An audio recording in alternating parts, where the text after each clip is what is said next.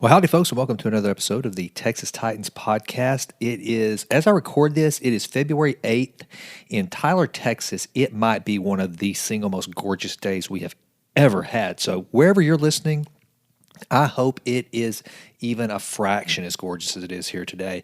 I've got a great show for you. I got to sit down with a true leader and a guy that is just so accomplished at a relatively young age. It just has wicked smarts, has a good heart, and has a great story. And even though this conversation was a little more compressed than most of the normal conversations I bring you, we squeezed a lot in. So I think you're really going to learn a lot about Edward Crawford, who, and by the way, you can learn more about Edward if you go out to the YouTubes and look for his TED Talk on servant leadership. So I think if you just did a search on Ed Crawford, servant leader, you'd probably find it. It is fantastic. And so I highly recommend that you go check that out. But I want to give you a little bit of his background before we get started. Edward Crawford is the co-founder and president of Coltala. I want to make sure I'm pronouncing that right. It's Coltala, Coltala Holdings, which is a private equity firm headquartered in Fort Worth. He is the co-founder and president of that company. He has over 15 years of experience in investing, asset management, and building operating teams. As a managing director of Avesta Holdings, Mr. Crawford led business development activities, identified capital and acquisitions, special situation opportunities, and managed key investor relationships. Mr. Crawford helped build Avesta's business to include over 320 employees and $1 billion in assets and $100 million in revenue. Mr. Crawford was a vice president at Goldman Sachs, where he spent 7 years as an advisor to numerous CEOs, institutions, and private company owners. Mr. Crawford joined Goldman Sachs from the private equity firm Advantage Capital Partners, ACP, a national lower middle market private equity firm. Prior to joining ACP, he served as a Peace Corps volunteer in the Dominican Republic, where at 23 years of age, he founded a 4-member coffee cooperative and grew it to include more than 200 coffee farmers with access to global markets. Mr. Crawford is a trustee of the New World Symphony in Miami Beach, Florida, a trustee on the Business School Council at the Freeman School of Business at Tulane University in New Orleans, Louisiana, and a term member of the Council on Foreign Relations. As a U.S. Naval Intelligence Officer, Mr. Crawford served with Special Operations Command South and Latin America. From 2012 to 2013, he was deployed to Afghanistan as the Tribal and Political Advisor for SEAL Teams 2 and 4 as part of a Special Operations Task Force. He was awarded the Bronze Star for his service. His education includes an MBA from MIT's Sloan School of Management, an MA GMBA from Tulane University, Latin America Studies and Finance, and a BA from Texas Christian University in English and Literature. That's a mouthful, and I think you're going to really enjoy this conversation. I know I enjoyed getting to know Edward better through this process and through the conversation, and I really think you're going to take some great nuggets of wisdom and insight from him through this. So please listen, and as always, thank you so much for listening to the Texas Titans podcast, and without further ado, I give you Edward Crawford. Thanks, folks. Okay, so I think we've got a good mic check. Awesome. So Ed, I think we're ready to roll. So here we are on another episode of the Texas Titans podcast, and I am with Ed Crawford. And man, I'm excited about this because of what we've talked about with regard to the subject at hand, which I really want to focus in on because I know it's your wheelhouse, based on your TED Talk, which is where I probably that's where I've got the greatest amount of research other than that and our mutual friend, Luke. So I want to talk a lot about servant leadership, and then I just want to find out your ideas, your thoughts on leadership and some of those things. So, and I know we're pressed for time. I want to get you out of here because we've got a very important appointment after this. But first and foremost, brother, thank you for being here. Thank you for having me. Really appreciate it. Absolutely, man. So here's where I want to dive in on this thing. Let's talk about the coffee business.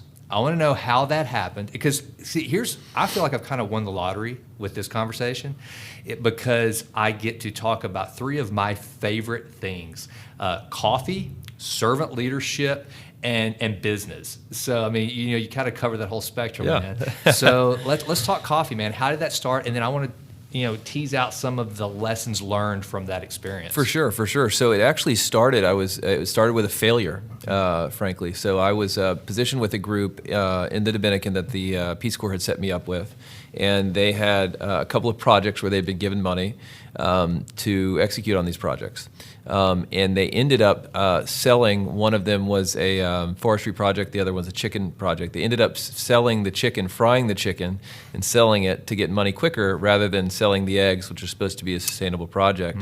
I recommended against that, and eventually I said, guys, I'm not going to work with you anymore. And I went to my $12 a month tin shack, sat in there, and said, what am I going to do with the next 27 months of my life? Okay. And so it was a big wake-up moment, and that's when I had done some research. I did a tour of the community and interviewed over 300 families, and put together a survey. And the things I found were that a lot of people used to grow coffee. You can grow coffee throughout the year, half the year, and so basically October all the way through January, it's really producing. And in May, you can grow mangoes in it. You can have avocados come out in October. And so you have kind of agroforestry, but a diversified set of things that they can grow in it. I love it. And it also helps protect the rainforest because most of the area in Haiti had been disforested by just migrant farmers. Wow. So you cut down the forest, you plant yucca or you plant corn on these slopes. Sun touches the dirt once you harvest, and the dirt rolls off the mountain, never to return, turns into rock and desert. Wow. So it was accomplishing two goals. It was the ability to kind of keep the forest there so that they would have that. And secondly, really produce income for their families more sustainably. And so there was three pillars, right? Get a microfinance rotating fund for a group of coffee farmers, so organize them so that they could have microfinance rotating funds so they would get lending at a better rate. Yep. They could get organic certified, too. And three, they could sell directly instead of through the intermediary. So this is what kind of started the idea. And I rode around on a horse with a machete asking people to come to my meetings. And it took them a while, and I had to learn a lot before eventually got people to come. But eventually we pulled it together. So wow. Now, have you ever heard of Thrive Farmers? So they supply all of Chick-fil-A's coffee. Wow. Exact same model. One of my closest friends, a guy named Cullen Barbado, he spent some time there as their COO when they were coming out of I think they were out of the mezzanine round. Okay. It was the same thing, private equity backed. Some VC guys had come in and funded them. Very similar. So anyway, I was just curious. So, Very all right, cool. and so take me through some of the lessons learned during that, because I know you. It was a pretty challenging time physically. Yeah. Not just mentally and not just emotionally, but physically it became pretty challenging, right? Yeah, so I think part of it was pride, right? I had to swallow the pride, and I think I stumbled into servant leadership not because I wanted to, but because I ended up having to, right? So because the first project failed, and then I went around trying to rally the troops to get a group together, and that wasn't working out, I just did what the Peace Corps taught me to do, and it was have coffee with the people and serve. And so I just started working with them, working my butt off, and that's when I ultimately got sick. I got amoebic dysentery, ended up with dengue fever as well, lost a bunch of weight, felt miserable, and was sitting in my shack just feeling terrible. And I had everything from a witch doctor that put crushed up bones on my head to people offering me free injections with syringes I didn't know where they had been from, to some little old ladies rubbing Vicks Vapor Rub on me. Right. So it was, people were all trying to help me, and I was there to help them. And so it was very humbling.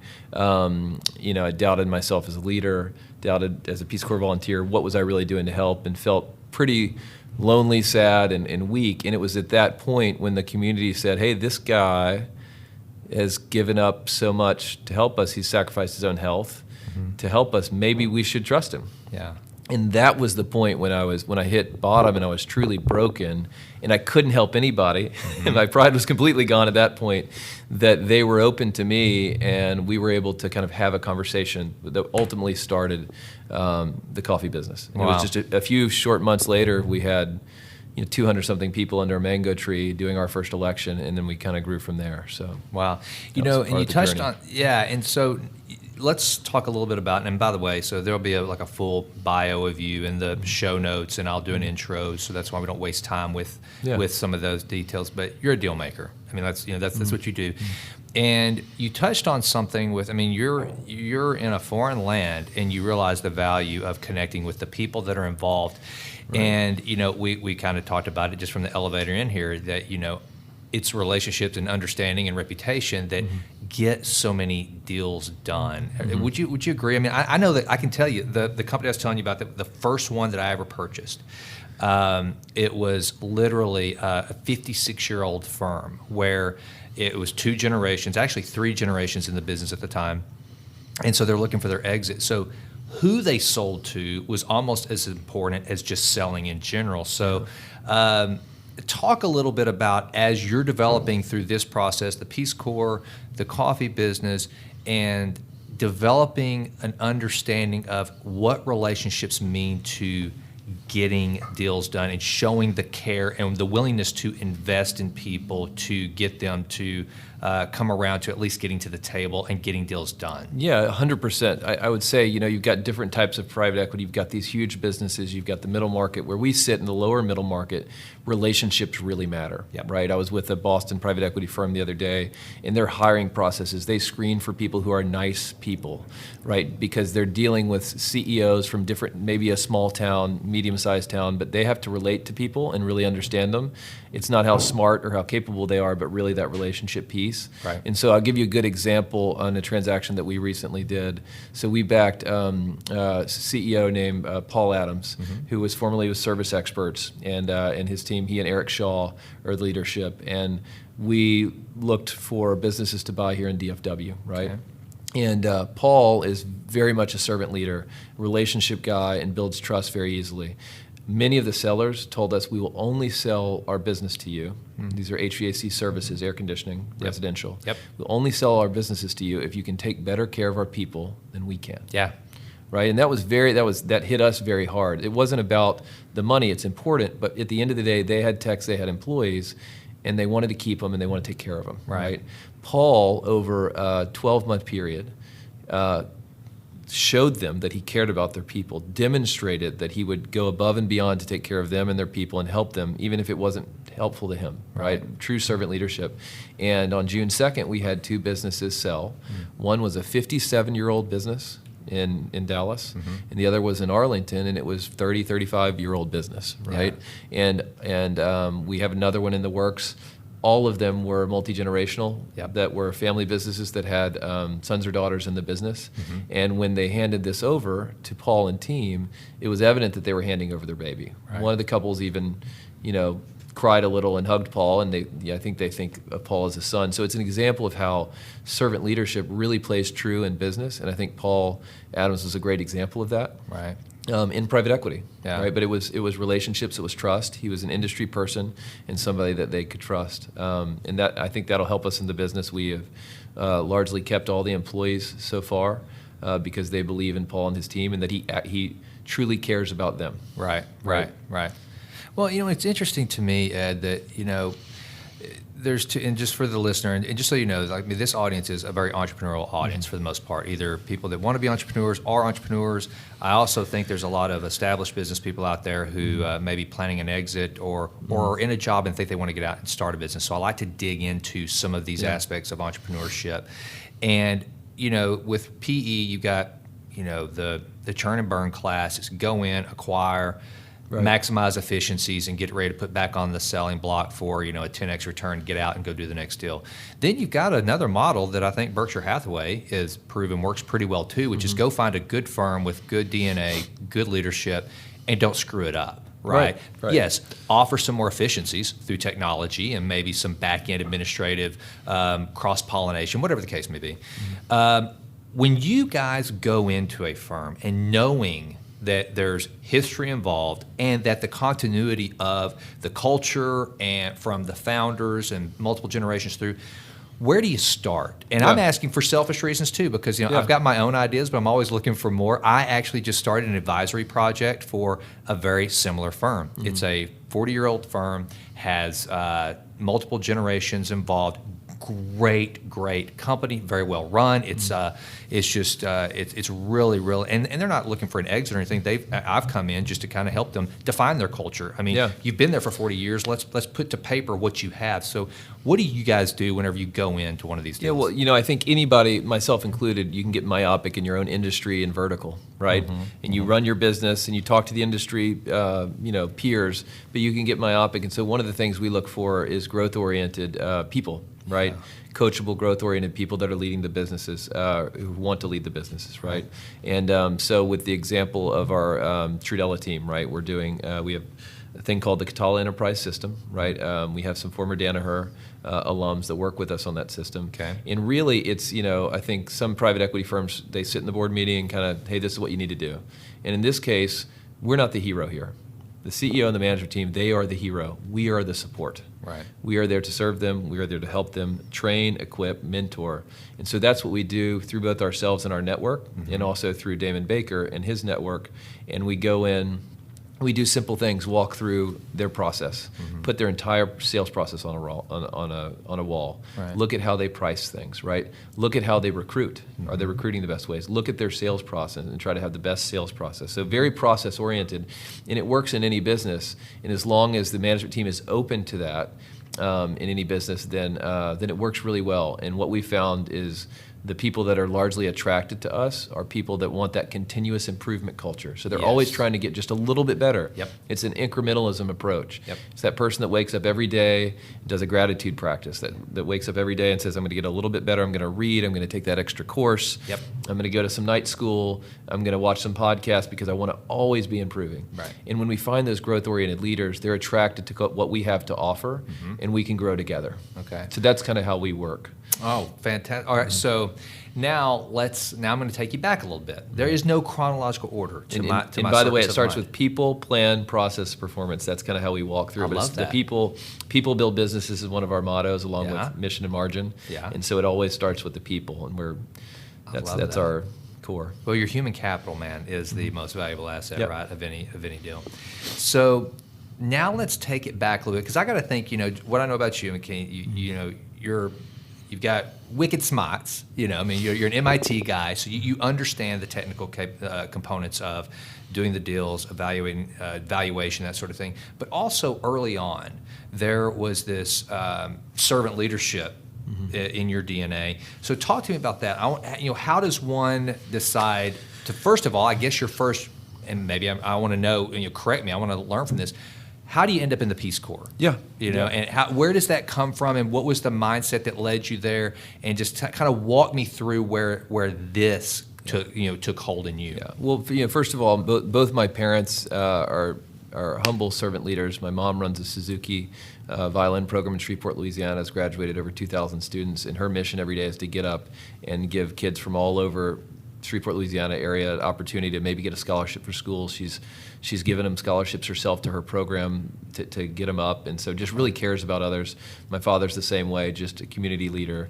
My grandfather on my mom's side was Jewish and escaped from the Holocaust in 1938. Wow. And so he's been a big influence in my life. He tried to apply to the U.S. military twice as an Austrian and was rejected, ultimately making it to the U.S., and third time's a charm. Right. Once he was here and had his citizenship, he got in. But he I understood what he said. He had a thick Austrian accent, kind of Arnold Schwarzenegger. Right. Very tough guy. But he eventually forgave Hitler, became a Christian, married my grandmother, who was from Pontotoc, Mississippi. Just incredible story. Wow. And brought a cello over from Austria. He smuggled some instruments over. My mom plays the violin he brought over. Wow. And my brother plays the 200-year-old cello he brought over. My brother graduated from Juilliard and has played it in the Louvre, has played it in Paris, has played it in the Tchaikovsky competition in Moscow. Wow. Carnegie Hall. He just won the Carlos Prieto International Cello Competition, internationally the best cellist in the world through that. And all with my grandfather's cello. So seeing this story and his kind of servant leadership has always inspired me, and I sat it was with the Memphis Symphony a few months ago with my 99-year-old grandmother. Wow. Watching my grandfather's passed, but watching my brother play that cello. Oh, and so amazing. his story and what an amazing country this was that offered him another opportunity. He had lost everything in life, and instead of being angry and bitter, he forgave and chose to serve. Wow. And he ended up being the head anesthesiologist at a VA hospital in Memphis, and he was helping these veterans who helped liberate his people. And it was just a really beautiful thing. And so when I was going through college, I was kind of a little aimless. I'm like, I wanted to go into the military in high school. Okay. And so going through college, I'm like, what am I going to do? I got to do something that's more meaningful than this. Right. And so I literally looked at, Marine, ODA, do I want to go into the Jesuit Corps, Peace Corps? I just looked at all the different options, and I thought Peace Corps is a great way to serve your country, but also to live with those who are impoverished, understand how they feel, and I think there's something beautiful about understanding people at that level in a different country, and then humbling myself to live with them for 2 years at their level. And so that's one of the reasons I wanted to do it, is to serve through faith, to serve others, and then also really our country in a way through an organization like the Peace Corps. And one of the things you touch on there is, and so my first mission trip was a 2-week hiking through the Himalayas to drop off cassettes of the gospel in these little bitty farms that are on the sides of mountains in the lower Hunan province of China. So, I mean, there's nothing. You will hike literally straight up for hours and hours to find a little one-room shack with no running water, no electricity, and that is their quote-unquote farm. And one of the things that that experience taught me was, and by the way, whenever you would walk upon one of these shacks, they always had like a guard dog that would bark, and inevitably the Chinese nationals that had the farm, you can't say owned it, but that managed the farm, right? They would throw a rock to shut the dog up, and then welcome you in to their farm and want to give you gifts and feed you and everything. And one of the things I took back, and again, this is not, I don't want to be that apologist for all that we have in America and the comforts of this incredible nation. But I do want people to understand that if you ever want to truly appreciate a cold glass of water, a shower, right? Yeah. Go spend some time serving in a foreign land where literally just a glass of ice water is the most amazing luxury that you can imagine. That's what that trip taught me. I mean, I kind of like you, I didn't lose 40 pounds like you did on your deal. I lost 15 because I completely dehydrated. And I didn't think I was coming back. I was fresh. I thought I had failed. I was a father on the other side of the world, and I'm like, the Apostle Paul was awesome and all, but he didn't have children, you know? It's you think all these things, and so that's why whenever, that's a long story about me and this about you for another day, but it's just, what you're talking about with regard to seeing how other cultures and people live is so invaluable. So take me through that experience. How did that continue to shape you while you were in the Peace Corps? Yeah, well, I'll remember when I got sick, it was, I had to catch water off my roof. And so I had a barrel and I would catch the water. I had a little kind of filter screen so it wouldn't get leaves in it. Right. And then I'd throw a little Clorox bleach in it, and I was good to go, right? And that was my water system, right? As long as it was raining, that was my water system. When it didn't rain, I was in a little bit of trouble. But I'll never forget, there was also a drainage canal that Balaguer, one of the older presidents, had built through the south near Haiti, where I lived in Dominican. And, we had seen a dead body in there, dead dog a few weeks ago. And I would clean, I would cook for the children of the community that were poor, street kids in the community. And the deal was I would cook food for them, and then they would clean it. Right. We had a kind of a good arrangement. And I'll never forget that day. We had cooked some food, and they were cleaning it, and one of the little boys brought me back a cup. I'd put some coffee or water or something in it, was drinking it.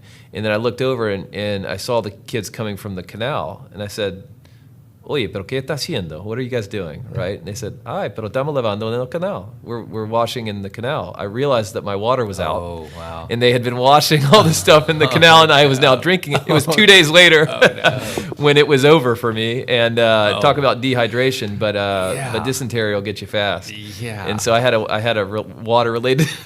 Oh my! You got to watch what you drink. So yeah, absolutely. you know. But it was, some of the kids I worked with were very sick. I sent the little boy who handed me that cup, his name was Zombie, because he looked like a zombie. That's what people called him. He was so emaciated and skinny. He would dance in the street for, a peso or two and try to get food. He'd just start cleaning your porch so that somebody would give him food. Right. He would be sleeping on my floor when I'd wake up some days. I would take him around with me. Right. His name is Joseline, and Joseline is in college now, and I've been supporting him to go to college. But he was the one that brought me that water. Right. And so it was amazing to watch these kids. I would get sick with the kids because I would be around them, but I couldn't help it. Wow. It's just kids and children were a huge part of the Peace Corps. For me. Well, and I don't know if it was.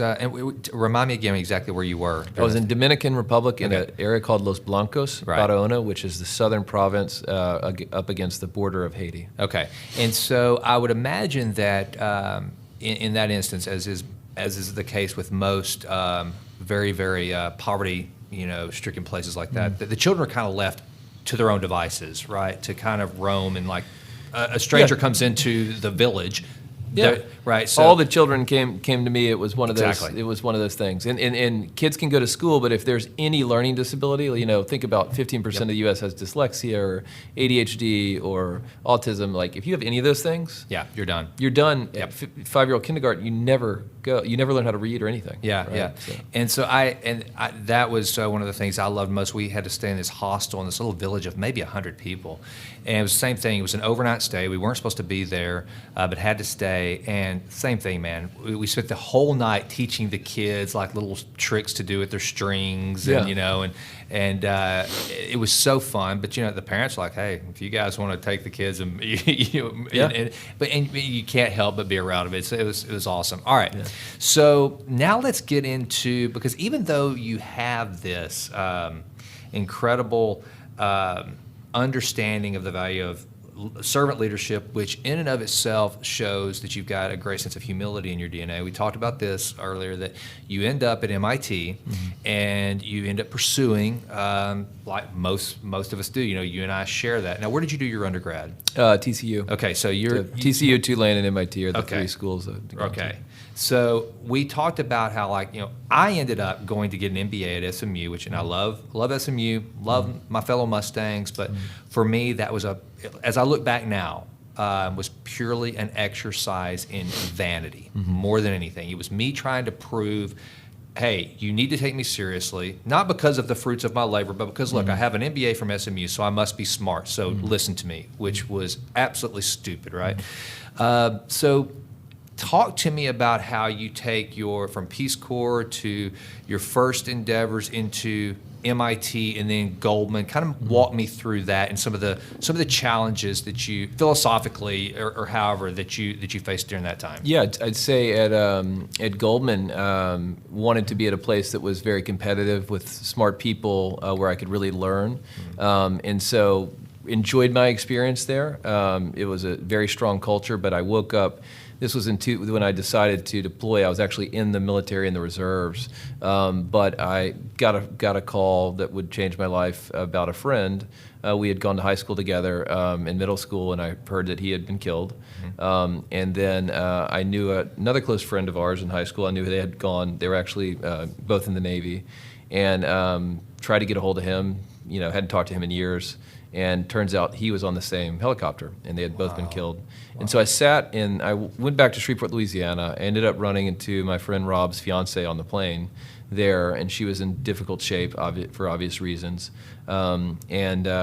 Sat in the memorial service that day, and I had walked past about 300 or 400 Patriot Guard riders who had ridden from all over the United States and were holding flags in the hot sun in August in Shreveport, Louisiana. And for people that don't know, the Patriot Guard, if you ever see what looks like a huge, huge motorcycle motorcycle gang with flags, escorting a hearse or whatever. These guys are volunteers that come, and they are amazing, and they will come from all over, and it's an awesome sight to see these guys come and escort and create basically a parade line. A barrier. Right, a barrier. But They protect the families from any protesters or anything that's going to say anything bad on that special day where they're honoring their loved one. Absolutely. And so I sat in that ceremony, and I watched guys walk across that were on their 8th deployment and talk about Rob and Jonas, right? And I just, in that moment, said, I'm living on an island in South Beach working at Goldman Sachs. Why am I not doing anything to help? What, am I living for, is it status? Is it wealth? Like, what am I living for? Like, what happened to the Peace Corps, Edward? Like, where is that in my life? And it was in that moment when I realized I needed to go over and lend a hand. And I have an amazing wife who's just an angel, and she understood. We had a little 6-day-old boy, little Edward at the time. Yep. My son and my 2-year-old Caroline, and I think we were very lucky. The Navy let me stay a couple extra days to see him be born, and he was actually born on June 6th, which is D-Day, which was very interesting. And since he's Edward as well, had kind of the same name, my wife was a little more at peace with me going, but it was. It's moments like those where you're doing something and you go off and you say, okay, now I'm making money, I'm living in South Beach, da-da-da-da-da. What happened to my purpose? What happened to the higher calling? And that was when I kind of went that direction. And then I think with MIT, this was a classic Edward overcommitment thing. Really? And so was involved with MIT, was at the same time in the reserves. And so, every other weekend, and I could have put the reserves on hold at the time, but I said, no, you got this. You can do it all at the same time. Yep. Right? And what happened was I couldn't. I started struggling in numerous areas of my life, marriage, family. I wasn't spending enough time at home. At one point, Mary looked at me and said, you're going to be gone 7 of the next 7 weekends. And you got kids, and I guess I'll take care of it. And I just felt horrible. So that was the point in my life where I realized, I tend to overcommit, and I need to really simplify life and focus on the things that are most important. Which I don't think a lot of people that aren't faced with that realize what a hard realization that is. No is one of the toughest words for guys like us that are type A who think that, just bring it on. Yeah. Because to not say yes, at least for me, I don't want to speak for you, but you can probably relate. To not say yes, to not take it on is to, one, potentially miss an opportunity, which, we don't want to You don't want to close the door. Exactly. Right. And two, it's a sign of weakness, almost. So anyway, so during that process, you start to, you realize you've taken on too much, but then tactically, what did you do? How did you address the issue? Yeah, I actually have a word for each year of my life, and I chose the word simplify. Because one of the things I had done is I would always sign up for different things, and then I would get them all done, right? But it was at the expense of people I loved, and it wasn't just about me anymore. And so as I got older and my kids started developing and my relationship with Mary, I realized that I needed to say no. And so I literally wrote down, I think it was Warren Buffett said, write down the top 25 goals you want to achieve in life and then X out all but 5 of them. Wow. And I did that. Wow. And Warren Buffett also recommends keeping a clean calendar. Nothing on your calendar so that you're ready if that opportunity, and it to get on Warren Buffett's calendar, which Bill Gates has adopted as well. Yeah. It's tough, man, because these guys Ryan Holiday says, anybody that's, kind of that overachiever, a lot of people on the time, you look in there, you expect it to be a daytimer or, to go back old school or whatever, that would be just full. But it's not, so, right? And I have a little system that I've used called the Holy Trinity, and it's a cross with 4 different boxes. And in the first box, I have faith, family, health, right? The things that should be most important in life, right? Okay. The second box, I have Coltala in business, and the third box, I have personal development. And then the fourth box, I have what's called the Devil's Quadrant. Oh, okay. And that is stuff that's it's shiny objects, it's good idea fairy, it's stuff that I could do. It might be nice. It might even be a charity event that somebody invited me to be involved in or speak at. Right. And I have to say no to that because it doesn't help the core. It doesn't help the family. It doesn't help the faith or the business. And so that's really helped me to say no. Is each week I go through this and I look in that, I write the things down, and I look through my calendar and I say, what is in the devil's quadrant? And I cancel it. Or I say I can't do that because it's not part of what I need to be doing. Yeah. My core objectives or most valuable priorities. Right? I like that. Okay, so and let's talk about, so tactically you realize, so what adjustments do you make? At that point you realize you're overcommitted, you want to simplify, that's the word for the year. Yeah. So what does that look like? Yeah, I think one of them was I was involved in politics for a while. I actually had some people approach me to run for office and talk about different things like that. I'm sorry. Our stories, you know. Got involved in a lot of these different types of things politically, helping different candidates, getting involved, and I enjoyed that. It was something I was passionate about, and my father was involved in politics as well. And so at one point I said, okay, I'm going to do one thing. And my one thing is War Veterans Fund. So a friend of mine from Afghanistan formed this. We hit the idea back and forth together, and ultimately formed an organization called War Veterans Fund that helps men and women who are coming out of the services. We've at probably 40 a cycle, right? And we pick 4 or 5, maybe 6 that we think would die for their country, care about their country, are smart, capable, and would do an incredible job in Congress. Wow. And don't have either the means or the connection or the network or enough to get over the hump. Okay. And we back them. And we hold 5 events nationwide. We'll be holding one in Dallas next Tuesday. Okay. And so we helped guys like Dan Crenshaw and Mike Waltz in the very early days. Yeah. It's kind of VC investing for people that we think exemplify honor, courage, and commitment. Yeah. Right. And would be great if given the opportunity. So we have a great group of people coming next week. We have a Navy pilot, an Air Force pilot. We've got a former NFL football player for 8 years who then became a Marine, played with Pat Tillman. Yep. We have a Navy woman who's a captain in the Navy. So I do that. That's once every 2 years we have those candidates. We do the different events. And I've really focused on helping the veteran candidates and not really getting involved in much else outside of that. Right. And so that's an area where I've just said no. Right. Right. Well, just to a plug for Dan Crenshaw. So whenever I ran for Congress, my political director, Kenneth Depew, immediately after I did not make the runoff, went to work for Dan's campaign and is now working for Dan in D.C. And he is a 2-time Purple Heart recipient from Afghanistan. Yeah, and one of the would like to recognize Kenneth Depew, one of the greatest human beings to ever live, and one of the best assets that Dan has on his staff in D.C. That's great now. to hear. Yeah. So, okay. So let me ask you this from a tactical standpoint, because people that are listening to this they're obviously going to relate. I mean, if you're listening to this podcast, you're probably a high achiever at some point. Your plate's probably pretty full as well. How would you go about? And there's 2 things I want to ask you, Edward. First of all, you've kind of given us the tactical approach to which the Trinity. I love that, by the way, because I've used the 4 quadrants also. Stephen Covey has his, and I love that the way you customized yours. From the standpoint of finding that purpose of what you're going to do, what did that look like? Because help the listener, because there's a lot of people out there. I struggle with this still. Yeah. It's like I told you before we got on. I want to use this podcast to do good things. I want it to be used as a platform to get the message out. Like 22 Killed, Jacob Schick.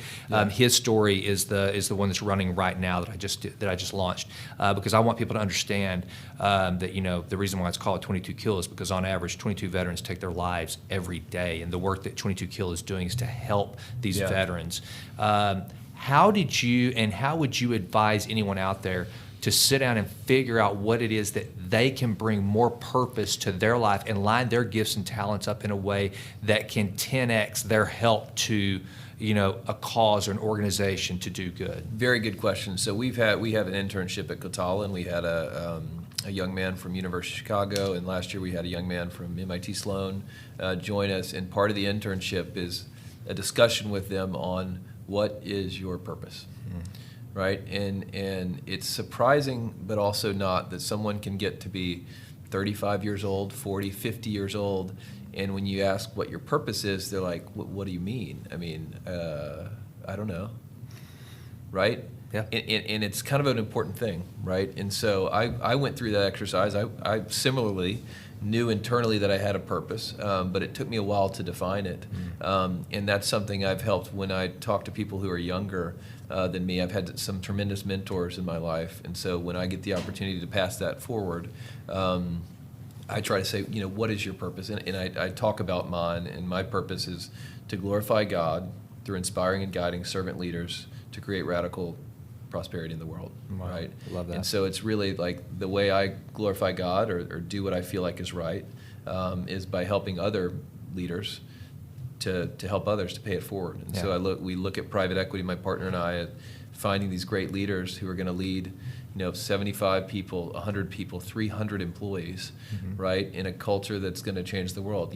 Whether it's fixing somebody's HVAC that has a single unit, it's hot, it's a little old lady that's not doing well and needs that help, or healthcare, helping someone in the home. However your product or service helps others, having that leader and us kind of serving them is very important. So, defining my own purpose, then mentoring the younger generation to say, hey, what do you think yours is? What is your skill set? What's your skill set and what's your passion? Where do those overlap? Yeah. And then define it. It's a tough thing to do, to put into a sentence. I struggle with it even to this day. Yeah. But that's something that I would recommend anyone do when you have this kind of your three buckets of life, to 30 to 60, and then your third phase. Right. And I think once you hit 30, it's you should do it earlier, but knowing what your purpose is super important. Or you'll wake up one day in a 15-year career and say, why did I do that? Yeah. One of the things that I love to do is go and I participate in this thing called Career Success Passport at Stephen F. Austin, where I did my undergrad. I do it at least once a semester, and inevitably I end up becoming the mentor of a lot of these young people. And what I'm finding is that there are more and more young people these days aware of finding a purpose and finding out what they want to do with their life and acting on that instead of just the financial rewards of a job, a vocation. You get the money and you arrive and you're like, that's so it. what do I do now? Yeah. And greed is incremental. You'll never have enough. That's right. So you finally get that number and you're like, okay, gosh, I really need more. Yeah. Because you've been aiming in the wrong direction. Well, and one of the things that I found too, is that when I'm focused on helping others, whether it's homeless veterans or I'm on a couple of boards in Tyler that help with it. One is young ladies that have been involved in human trafficking or have no home or whatever. They come and we're trying to restore them back into society in a healthy way, or any other thing. You start to lose sight of the material things as well as the stress that life can throw on you whenever you're helping others and you're pursuing when you a know you're purpose doing the greater than right yourself. thing, you just execute, and it's so much fun. Yeah, exactly. Well, look, Edward, I could go on and on. This is going to be a shorter conversation than I would like, but I know you've got an appointment. One question that I would like to ask real quickly, because it came up in the last lecture that I gave. Okay. What advice would you give to the listener out there that is seeking out mentors? How did you go about those mentors that you have in your life? Because I know a lot of mine are on this podcast. Yeah. I mean, I know how important they've been to me as a leader and as a professional. How would you go about doing that? Well, I actually got some good advice from a mentor of mine, Scott Luttrell, recently about picking mentors. And, I think it's important not to just pick the mentor that's been the most successful, right? Or the one that is in the highest position. Because it's easy to do it. Say, okay, these people have crushed it in business, and they're going to be my mentors. Right. But really look for somebody who has crushed it in life, who has amazing relationships with their family, who has a deep faith, right? And have a mentor that's going to challenge you in your Christian walk, right? And who you are as a person, not only in business. And I think that holistic approach, I know that holistic approach is better. So looking for a mentor that can solve that understands your family, your faith, your marriage, your relationships, and business is very important. Don't just go for the most successful. Go for the person who's going to be the best person for you holistically. I love it. I love it. Edward, get to your appointment. Brother, thank you for this time. It has been a pleasure, and I Thank appreciate you so much. you. Really enjoyed meeting you as well. Likewise, brother. Yeah, thank you. Hey, folks, thanks so much for listening to this episode of the Texas Titans podcast. Before you go, I do have a small ask. If you would, please go to iTunes and rate the show.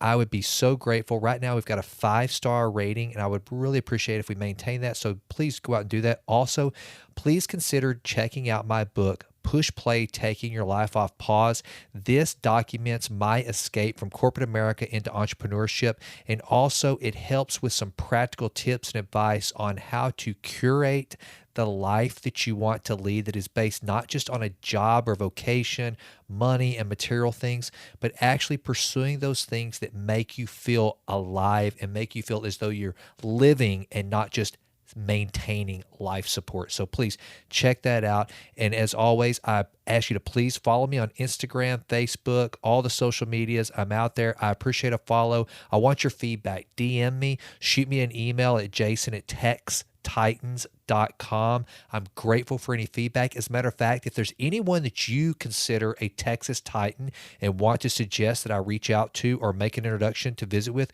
let me know. I'm always looking for interesting people, interesting Texans that have done remarkable things. And if you've got somebody, please send them our way. I would be so grateful. Until the next episode, get out there, crush it, and thank you so much for listening to the Texas Titans podcast.